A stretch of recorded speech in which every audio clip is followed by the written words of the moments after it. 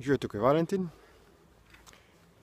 Govoril bom o navidezni brezplačnosti slovenskega šolskega sistema in kakšne učinke ima takšno prepričanje in dojemanje na psiho, na mišljenje ljudi, še posebej na šolarje, na otroke, ki se šolajo na vseh stopnjah našega šolskega sistema. Ko otrok recimo naprej odrašča v krogu družine, so starši tisti, ki otroku omogočijo, da dobi tisto, kar potrebuje. Otrok torej začenja dobivati stvari brezplačno od staršev. On nima denarja, nima prihodkov in ne more plačati za to, kar potrebuje, za svojo obleko, za hrano, za zavetje, za najemnino.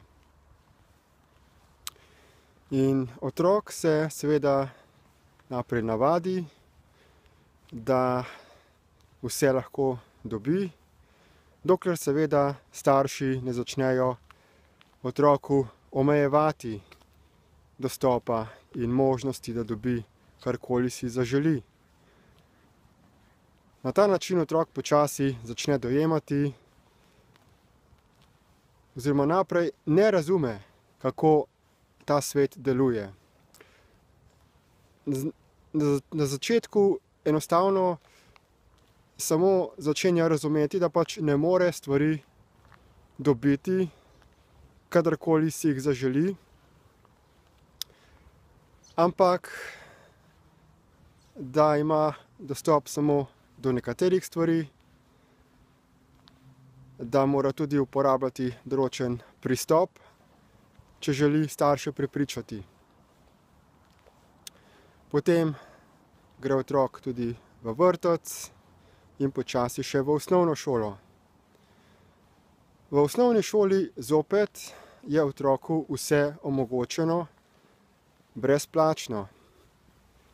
Starši priskrbijo zvezke, učbenike, pripeljejo otroka v šolo, priskrbijo obleke, torbo in tudi v šoli je vse brezplačno.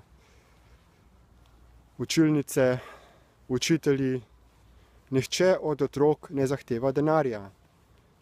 To je pač vse breme staršev. Tudi skozi osnovno šolo se podobno dogaja, potem pa skozi višjo šolo počasi naraščajo potrebe dijakov, želijo si osamosvojiti in takrat se začne izvajati študentsko delo, ko začnejo otroci sami služiti denar. In potem se učijo, kako lahko za svojim delom pridobijo dodatna sredstva, da si kupijo tisto, kar si želijo, da si pokrijejo stroške. Večinoma življenja pa je sporočilo otrokom to, da jim je priskrbljeno več ali manj vse brezplačno, da se ne potrebujejo kaj dosti truditi za preživetje ali razumeti, kako denarni sistem deluje. Cel šolski sistem je v glavnem financiran iz javnih sredstev, toda le malo je ljudi, ki se jih zaveda, od kod pride ta denar. Da ta denar pride od davkov. Davki pa so dajatev, ki se jo nakazuje kot prispevek na dodatno ustvarjeno vrednost ob prodaji neke storitve ali izdelka. Šolski sistem torej živi na račun ljudi, ki ustvarjajo dodatno vrednost. Vendar pa se tega ne zavedajo. In šolski sistem je sedaj tudi zaščiten z določenimi direktivami, zakoni, ki jim prepovedujejo oglaševanje kakršnihkoli dodatnih zunanjih plačljivih storitev ali izdelkov. Gre torej za monopol, ki še dodatno poglablja razkol v razumevanju, da praktično nobena stvar ni brezplačna, da denar vedno od nekje pride, da se od nekje vzame. Otroci imajo zato skozi šolski sistem privzgojene številne miselne vzorce, ki jim potem podzavestno onemogočajo, da bi bili uspešni v življenju in da bi znali zaslužiti denar. To so vzorci, negativni vzorci odnosa do denarja, češ da je denar slab, da če imaš veliko denarja, da te bo to pokvarilo, da tisti, ki imajo veliko denarja, so kriminalci. In tudi mediji izjemno izpostavljajo ljudi, ki imajo veliko denarja in jih definirajo, kot da so to kriminalci. Posledično se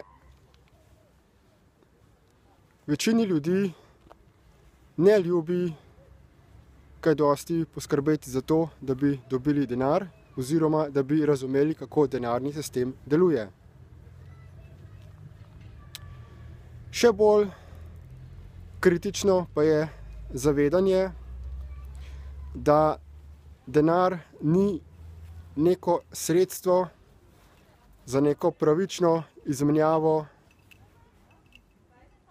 storitev ali izdelkov in da je vsak zmožen zaslužiti samo, če pošteno dela, ampak je naš globalni sistem ustvarjen tako, da se potrebujemo bojevati in boriti za obstoj z drugimi ponudniki storitev in izdelkov.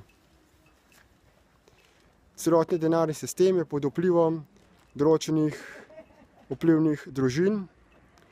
Bančni sistem je prešel v zgodovini pod oblast zasebnikov in denar, kljub temu, da se nam zdi, da je to državni denar, da ga kontrolirajo države ali državne banke, je dejansko pod vplivom zasebne lastnine in zasebnega interesa. Zato tudi denarja primanjkuje in zato ga ni dovolj, da bi se zadostilo vsem potrebam državljanov za dostojno življenje. Kaj je sedaj rešitev? Rešitev je v tem, da se začnejo ljudje izobraževati glede tega, kako dejansko deluje denarni sistem. Kot za začetek priporočam, da se pogleda film Zeitgeist, da se zasleduje politični program Equal Money System in pa Living Income Guarantee, da se zasleduje gibanje Ubuntu in da se pridružite rešitvam za izboljševanje razmer na svetu. Povezave do teh informacij najdete v opisu tega videoposnetka, tako da vas vabim, da si jih ogledate. Hvala in nasvidenje.